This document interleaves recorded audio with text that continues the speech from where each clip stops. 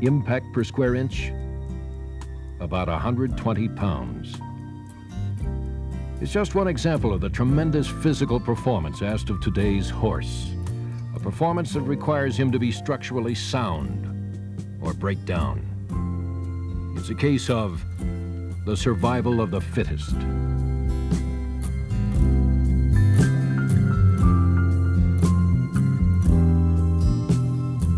The horse, amazing in his speed, physical strength, and versatility. When running free, he lived off the earth, traveled great distances to find water, and ran when threatened by danger. The weak either starved to death or were destroyed by natural enemies because they were slow or lame.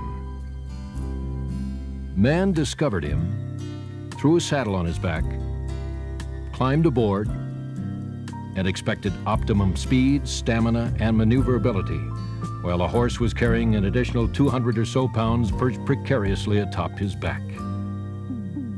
When he broke down, he was either shot or turned loose to fend for himself.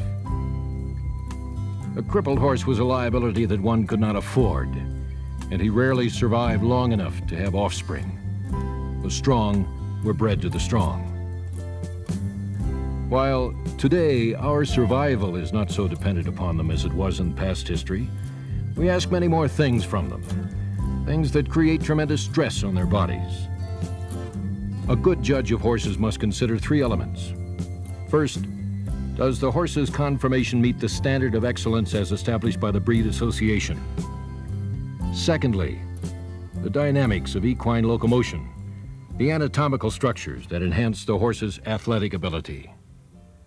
And third, his ability to perform and remain sound. The horse is one of the most outstanding biological machines created for man's pleasure and work, and his musculoskeletal systems have the most effect on his performing ability. In short, conformation is the key to the horse's method of progression.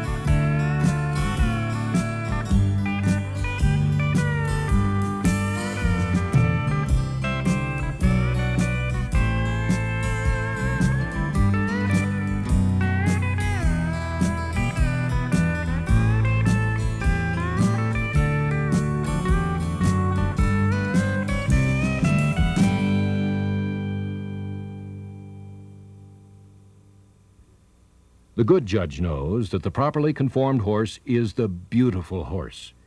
He watches the way the horses travel, judging how their movement or restriction of movement may affect their usefulness. He applies his knowledge of skeletal and muscular structures in order to choose the best horse. To the judge, form is beauty, because the properly conformed horse is the horse that will function best, and function, when it comes to horses, is everything. Marvin Beeman, Doctor of Veterinary Medicine, practices in Littleton, Colorado, just south of Denver. Dr. Beeman has devoted great time and effort correlating how a horse's function relates to his conformation, and he is adamant about its importance. He talks about conformation, the relationship of form to function. The fact is, the majority of our horses are used to perform, not just to be admired. Many factors affect this horse's ability to perform, such as his nutrition, his training, his health state, even his shoeing. However, there is one very important factor, his conformation, that cannot be altered, such as the other factors. It is inherited, and this is what he is born with. Conformation is more factual and more scientific than perhaps we have realized in the past. Those who judge horses by their conformation are certainly entitled to their opinion. However, it must be a very learned opinion. In short, true beauty is much more than skin deep. It is what is contained within that skin, the musculature, the skeletal structure, the systems that dictate the movement of the horse. When we begin to see and appreciate the properly conformed horse as beautiful, we'll have made significant progress toward choosing the best horse to propagate the breed.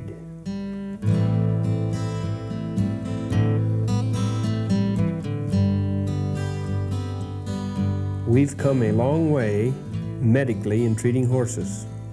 Today, veterinary expertise is available to repair the broken leg rather than destroy the horse. The surgical techniques available can save many serious injuries and enable a horse to at least live out his life in relative comfort. But it's a mixed blessing. In many instances, we're saving horses with serious conformation defects who are then allowed to pass these on to their offspring.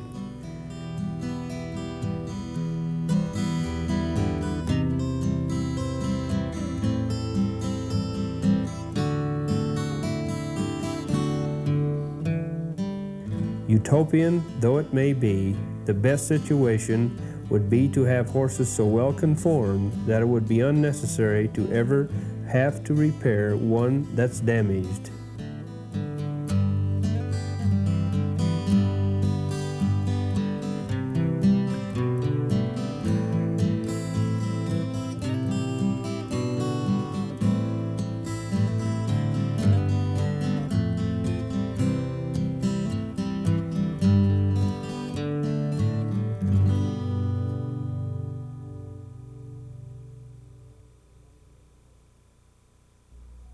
How do you evaluate a horse's conformation? First, how well does he compare to the breed's standard of excellence? Second, how does his structure enhance his ability to perform? Third, is his structure capable of withstanding severe stress, strain, and concussion without producing lameness? Everything, even the shape of the horse's head, relates form to function. What makes a good head?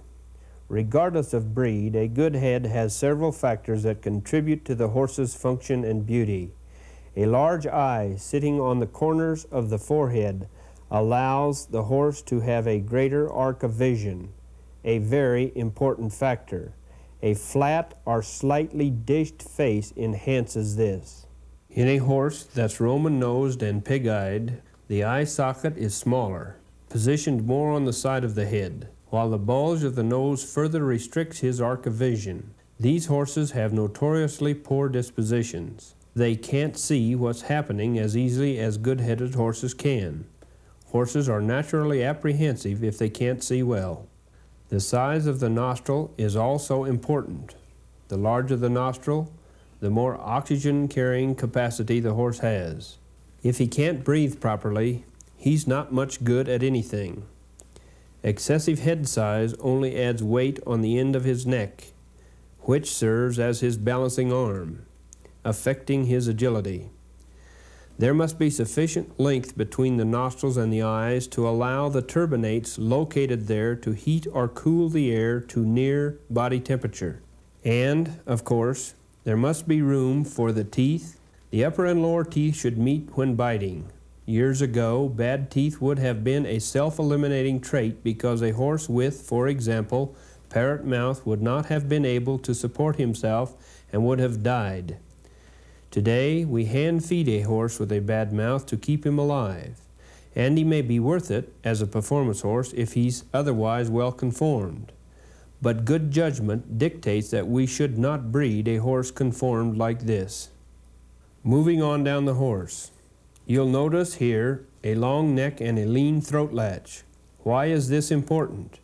His air, food, blood to and from his brain, and his entire nerve system must pass through the throat latch. There are also important glands just behind the jaw. Therefore, anything that interferes with these functions will distract from the horse's ability. A heavy throat latch, when flexed, will restrict some of these vital functions, again reducing his ability to perform.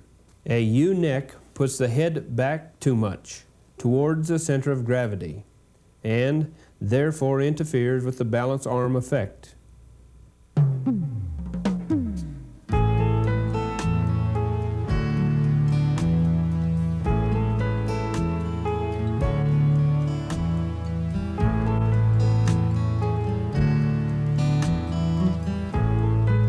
Form to function. Visualize the total horse from the following viewpoint. The body and the legs form the motor mass. The neck and head, the balance arm.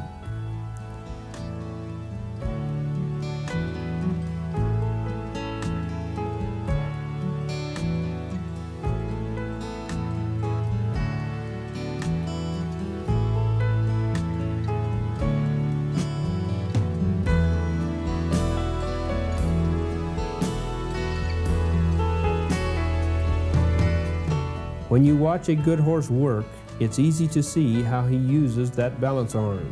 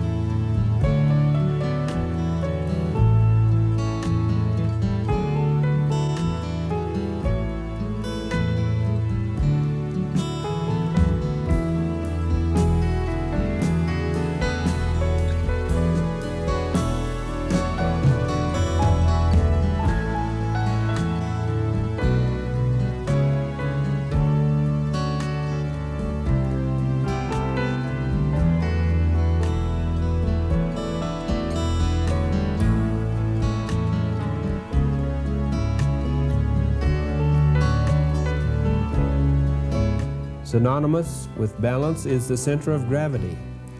When you locate the center of gravity of a horse, you discover that there is more weight on the front limbs of the horse than on the rear.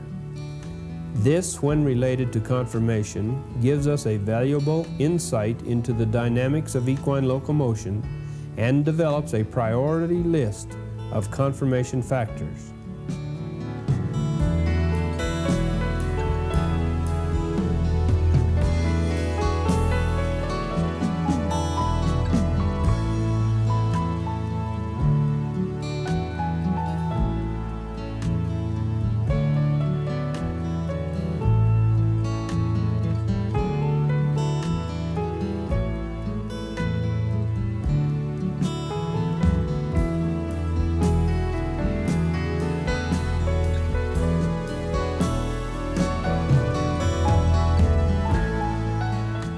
front legs of the horse bear approximately 60 to 65% of the weight, particularly true at high speeds, in jumping or in rapid turns.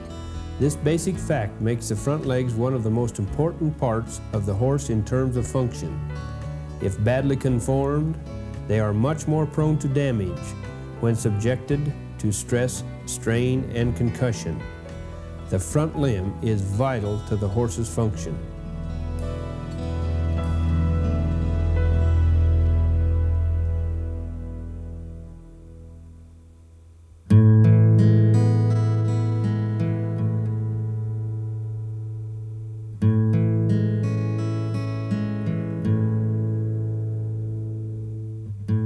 Optimum placement, not too far forward or too far back, allows for good angulation of the shoulder blade, length of arm, placing the leg from the elbow down in the optimum relationship to the center of gravity.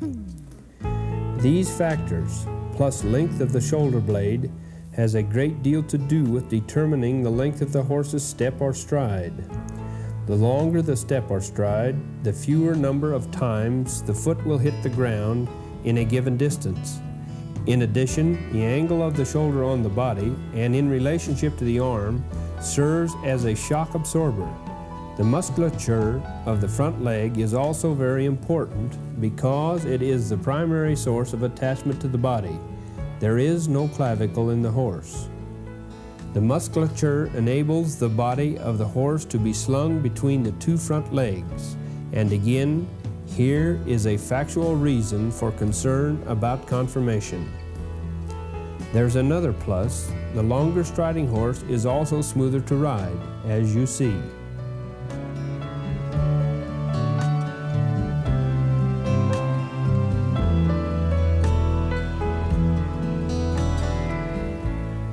You'll note that the middle of the shoulder blade tells you what the angulation of the shoulder is going to be far better than just looking at the top of the withers and the point of the shoulder. The best conformation utilizes the total column of bone, muscles, tendons, and ligaments to absorb the concussion. The line of the concussion should come out at the heel, not at the middle of the foot. Stress, strain, and concussion will be concentrated where a limb changes direction.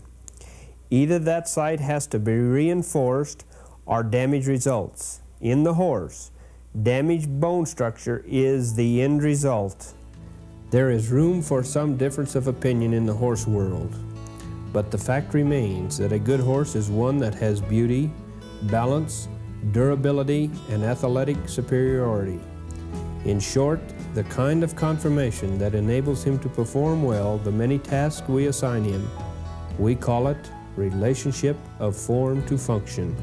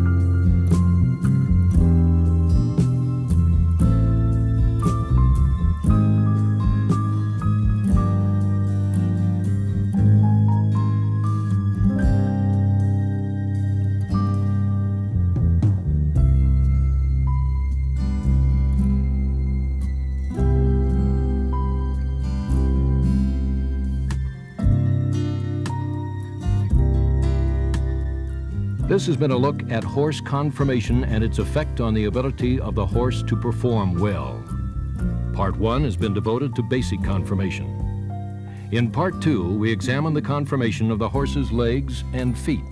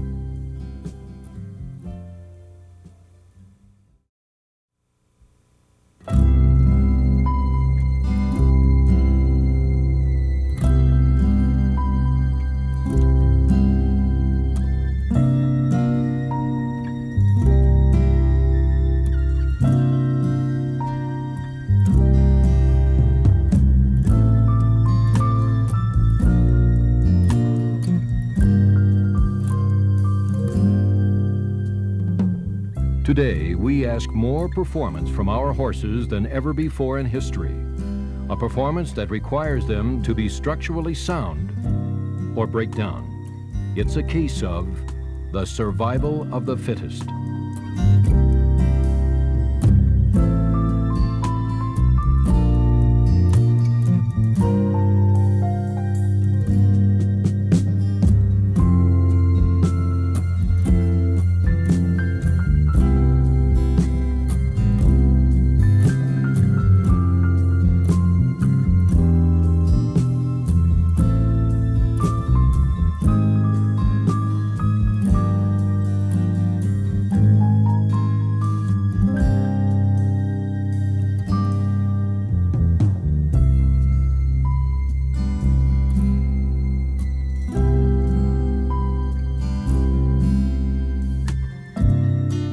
The things we ask of our modern horses create tremendous stress on their bodies, particularly the limbs.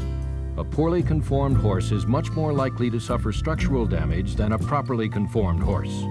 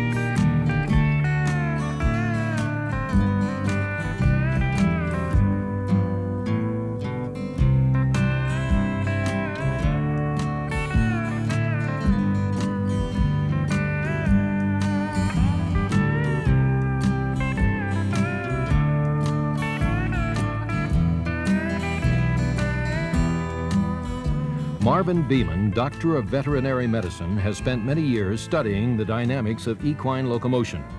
He talks about conformation, the relationship of form to function. The front limb of the horse bears 60 to 65% of his weight. Particularly true at high speeds, in jumping, or in rapid turns. The front limb is vital to the horse's function. This is an example of conformation that is commonly referred to as a big flat bone.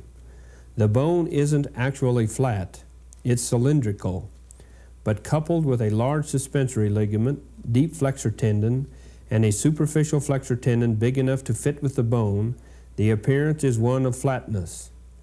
Good horsemen of the past knew when a horse had that look, he was a good horse. He had big bone and the tendon and ligaments to fit it. In the well-conformed horse, the angle of the pastern should be 45 to 50 degrees. The hind pastern, 50 to 55 degrees.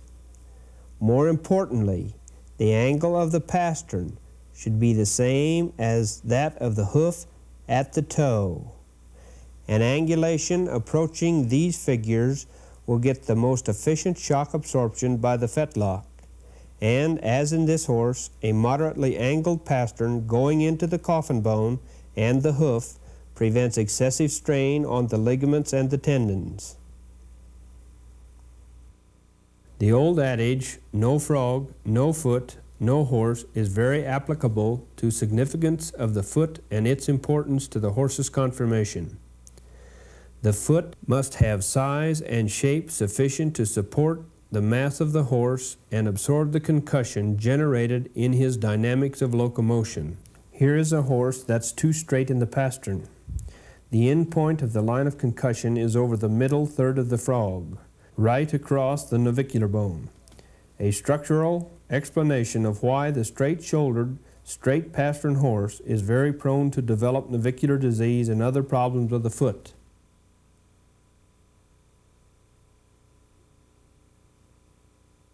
Navicular disease is not inherited, but the conformation defects that predispose the horse to more stress, strain, and concussion most definitely are. Excessively sloping pasterns, like these, cause undue strain. On the other hand, straight-up pasterns put the line of concussion down through the center of the frog, not utilizing the shock-absorbing system, and, along with the upright shoulder, causes considerable trouble in the navicular region.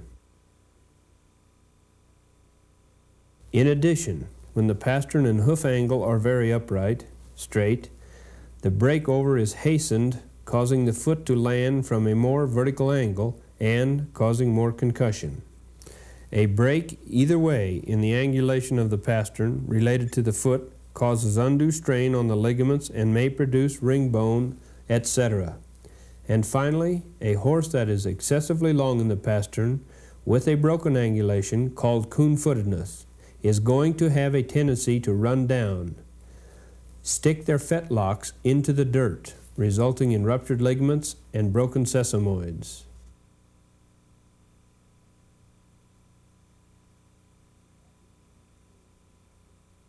Watching a horse move from the front is a very useful way to evaluate conformation defects in the front legs, because the skeletal structure is the major factor that dictates the movement of the leg and the flight of the foot. And again, remember that the front legs support 60 to 65% of the horse's weight. The ideal horse utilizes the total bone structure of the front leg to absorb the line of concussion, as opposed to the crooked horse that concentrates the concussion into certain areas.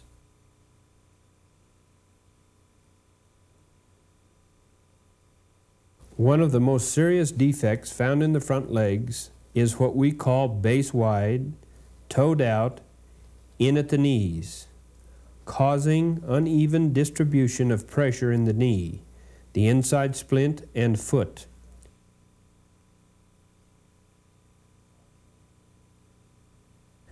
Also, the foot will wing in, causing it to strike the other front leg at the coronet band, the inside sesamoid bone, and or the inside splint bone.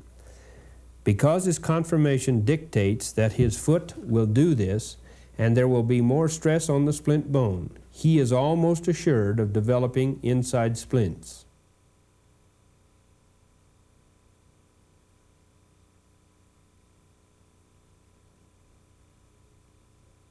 Another serious conformation defect is the bench-legged horse.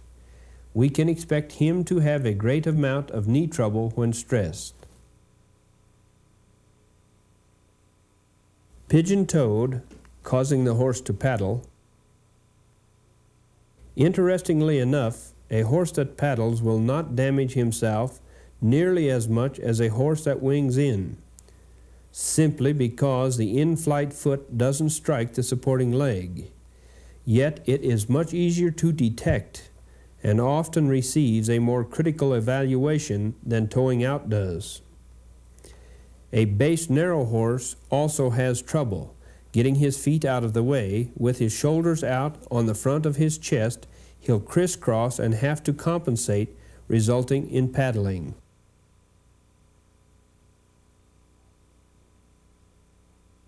Offset knees and base wide also dictates trouble.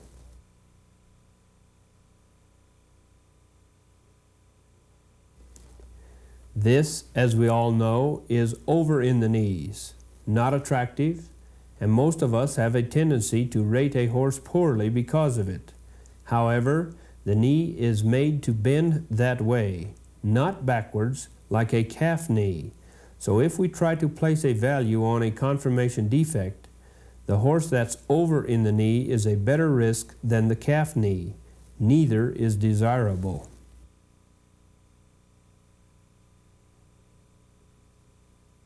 The back of the horse should be strong, nearly level, and should be of a length that keeps the body in balance. A back that is too long distracts from his athletic ability.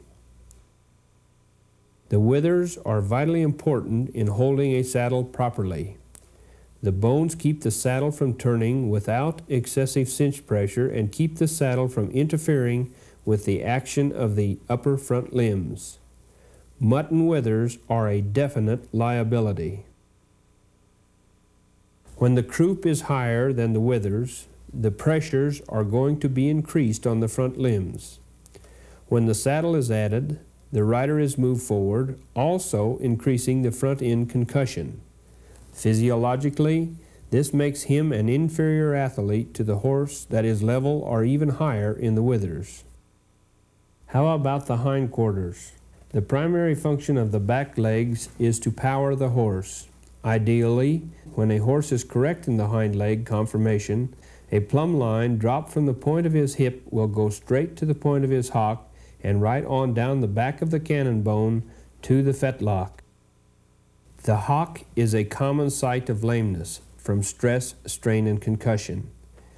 The angulation in the hock should be neither too straight nor too angulated, providing for the greatest amount of drive from the hind legs with the least amount of strain.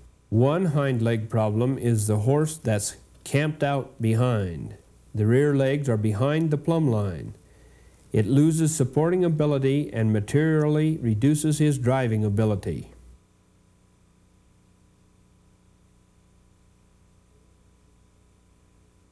Still another defect, the post-legged horse. Very straight in the stifle. Consequently, the knee catches on the inside of the thigh in the stifle, which causes varying degrees of lameness. He may also be so straight in the hock that a therapin will develop.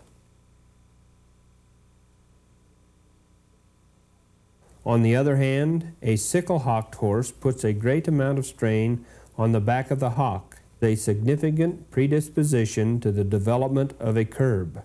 Some cutters and ropers desire a horse that's slightly sickle-hocked to enable him to get his legs up under him better.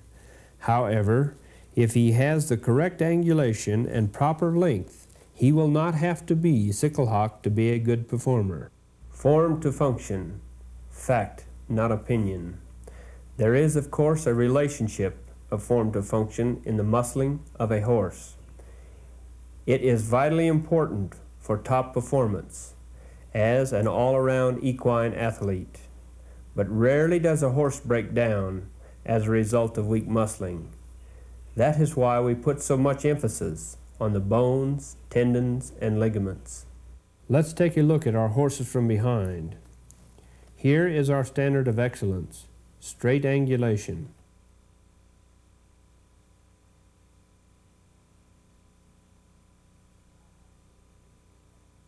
The cow-hocked horse shows a half-moon arc from the stifle to the foot. His fetlocks are further apart than the points of his hocks. The problem? Abnormal distribution of pressure on the hock, predisposing to serious lameness, bone spavin particularly. Compare the truly cow-hocked horse to this one. This horse is not cow-hocked because there is the same distance between the points of the hocks and the fetlocks. The half-moon arc is not present. A wide-barreled horse may have to toe out a little to get his stifles past his barrel, but this is not nearly the problem of stress experienced by the true cow-hocked horse. The toed-in horse reduces his efficiency from wasting motion and can never be the athlete he would be with better conformation. The majority of the time, the straight-legged horse will stay sound longer and perform better than will the crooked-legged one. However, there will always be the exception whenever you're dealing with a biological system. No horse can withstand all of the external pressures that he is subjected to. In judging horses, one must decide when the good qualities exceed the bad, or vice versa. There has never been a perfect horse. There probably never will be. But we must establish a standard of excellence in our minds in order to properly evaluate our horses. Then, and only then, will we begin to drastically improve the breed. And only by a thorough understanding of the fundamentals of good conformation can good judgment be formed, particularly during the rapid examination permitted during the judging of a halter class, for example. There's another unfortunate aspect of all this. It is possible that each horse in a class may have serious conformation defects, yet the judge must select a winner. He is faced, therefore, in picking from the lesser of several evils. All the more reason why we must begin to truly recognize the importance of form to function. If a mare is not fit enough to perform athletically, the last place in the world she should be placed is in the brood band. There is room for some difference of opinion in the horse world, but the fact remains that a good horse is one that has beauty, symmetry, balance, durability, and athletic superiority. In short, the kind of conformation to perform well the many tasks we ask of him, or better said, relationship of form to function.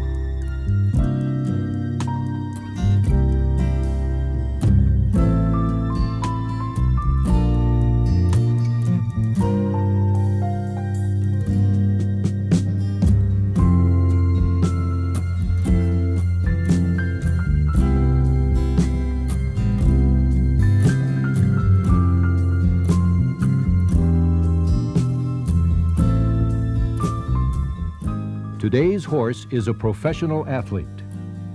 We ask him to do more than ever and do it better. To accomplish that, the horse must have superb conditioning and conformation. And of course, there is one other element. One we can't evaluate by looking at a horse or control through nutrition or conditioning. That's the desire to compete and the will to win. We call it